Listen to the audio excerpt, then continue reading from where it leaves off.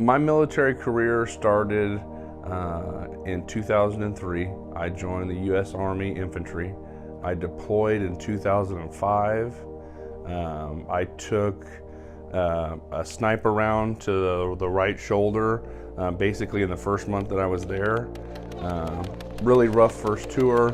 Lots of bad stuff. Lots of explosions, IEDs, vehicle-borne IEDs, soldiers' deaths.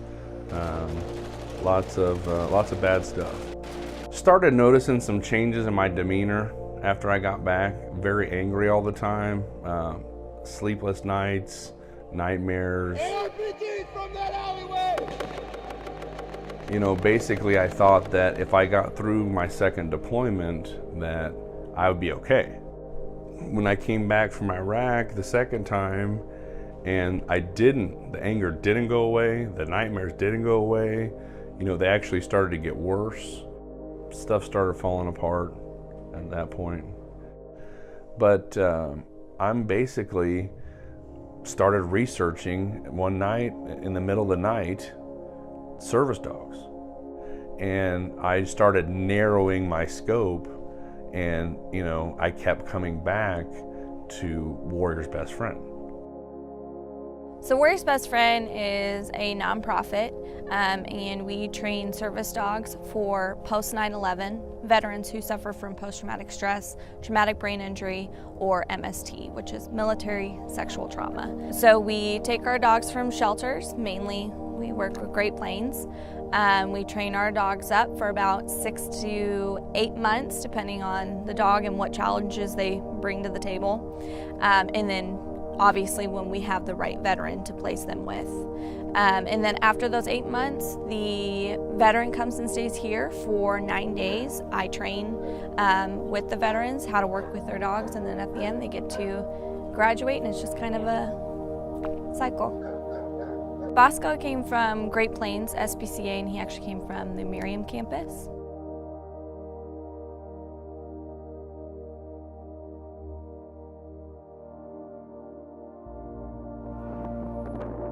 We came across Bosco driving around on outreach in KCK last winter.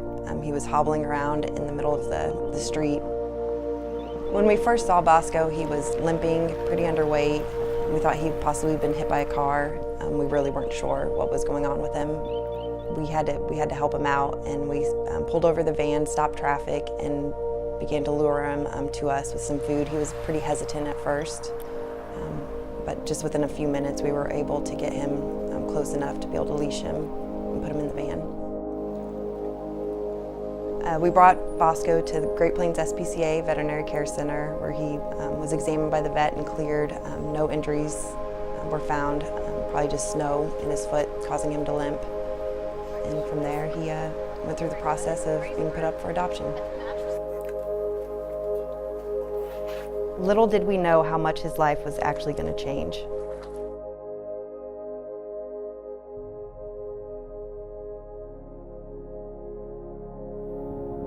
We adopted Bosco. He went through training here. We learned about his story, which is very heartbreaking, and he definitely needed somebody that was going to be able to be with him at all times, but it's something that we tried to work with him on while he was in training. I would say that it was about 6 months in, we had been approached by Corey. He went through the process that went really quickly, getting everything filled out and turned in, and then we met. When Corey first got here, he was just loving on Bosco. He baby talked him, which is not something that you usually see in these military men, but he just loved his dog to death.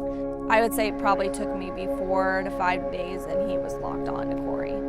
As time goes on, I see in the long run how much these dogs impact these veterans' lives, and it makes me feel better because I know they're getting great homes and you're basically saving 2 lives.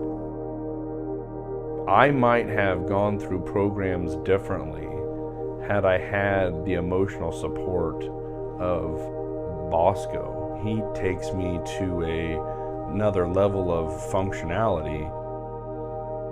I think that having them come from shelters is the only way that you should go. You're taking two broken pieces and trying to make it into a whole. Our service dogs spend 100% of their time with their handler. So there could literally be no better outcome for Bosco, to be with somebody that loves him so much and is so loyal and dependent, upon him and needs him.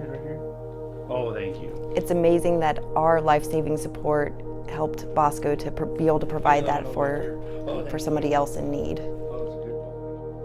I'm hopefully giving him the life that he should have always had. And he's given me back the life that I hoped I would always have.